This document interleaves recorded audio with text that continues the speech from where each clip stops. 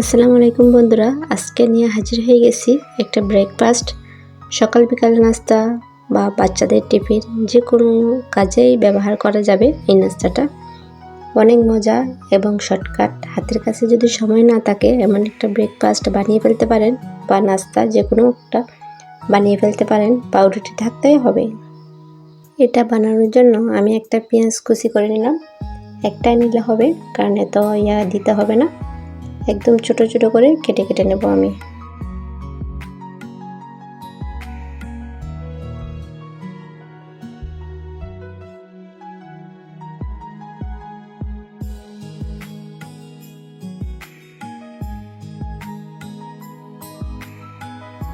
আমার কাটা হয়ে গেছে।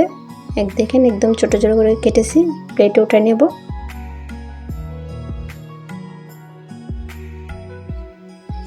এবার দুইটা কাঁচামরিচ একদম ছোট ছোট করে, যত ছোট করতে পারি তত ছোট করে আমি কুচি করে একটা প্লেটে উঠে নেব।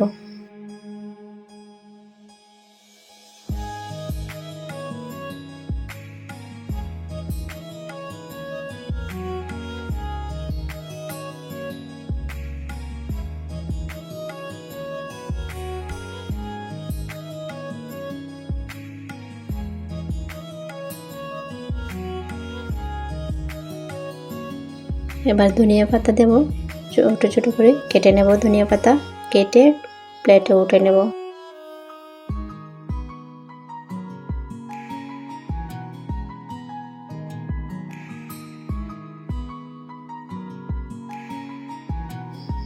এখন একটা বাটিতে একটা ডিম ফেটে নেব। এটা আলতোভাবে কুসুমটা আমি সরিয়ে নেব অন্য একটা বাটিতে, যেন সাদা অংশের সাথে কুসুম মিক্স না হয়। এটা পরে দেখাবো কি করি।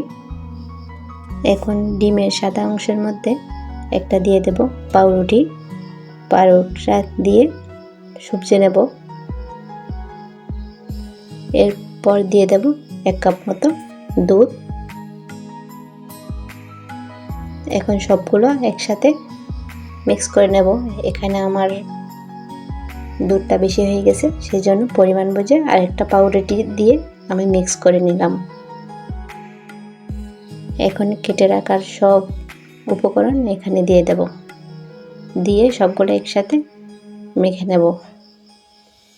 সাথে দিয়ে দেব 1 চিমটি লবণ।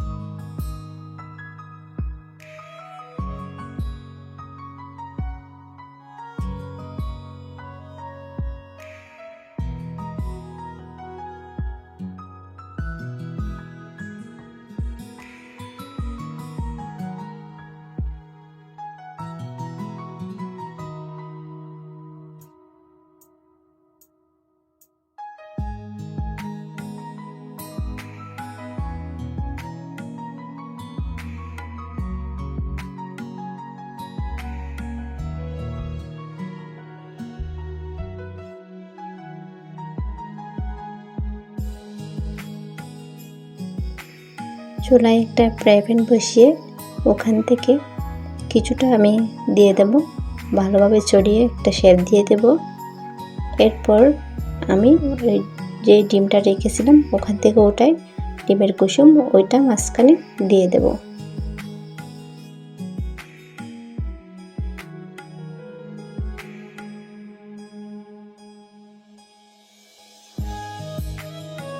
ভালোভাবে ভিতর থেকেও যেন সিদ্ধ হয়ে যায়, সেই জন্য একটু ঢাকনা দিয়ে রেখে দেবো। হালকা মৃদু আছে, ঢাকনা দিয়ে ঢেকে রাখবো যেন পুড়ে না যায়, সেটা লক্ষ্য রাখতে হবে।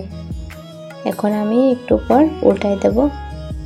দেখুন ওই পাশে একদম লালচে বর্ণ হয়েছে, পুড়ে যায় নাই, দেখতে অনেক লোভনীয় হয়েছে, খেতেও অনেক স্বাদ। ভালো লাগলে লাইক কমেন্ট শেয়ার করে পাশে থাকার অনুরোধ রইল। ধন্যবাদ।